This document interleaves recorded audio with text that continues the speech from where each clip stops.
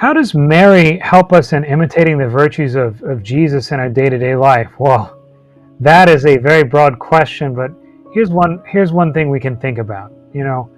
I know in my life when I have a difficult conversation, something that feels overwhelming, I always pray beforehand. And it's important to pray beforehand because you know what? The devil is real.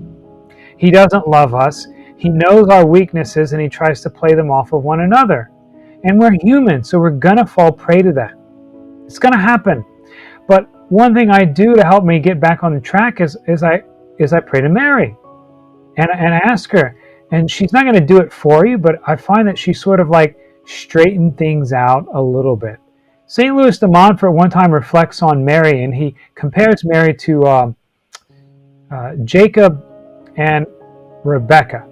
And he's talking about how he would bring things to his mother and she would sort of put them in order for him so that he could achieve the thing that needed to be happen. Namely, he needed to get his father's blessing and it doesn't really belong to him. So she shows him the way to kind of get that. And I find that Mary does that too. If I ask for help, she straightened things out.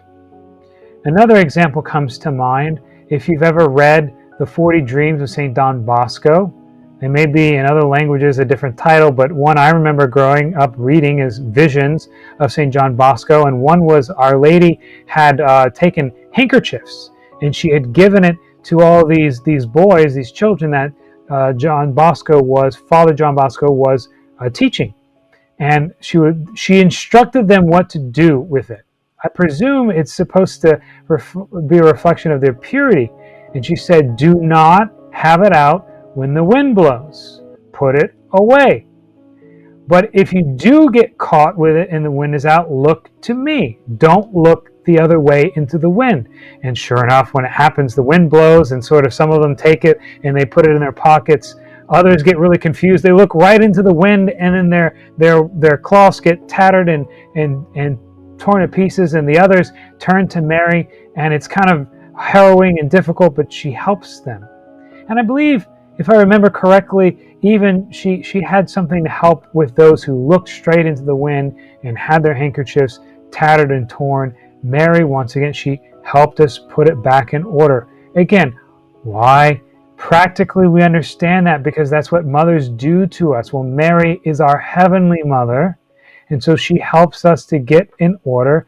Why? So that we come to Jesus. She is always an instrument of God to bring us in a deeper relationship with Jesus. And she's just so good at it, I think, because she is our mother.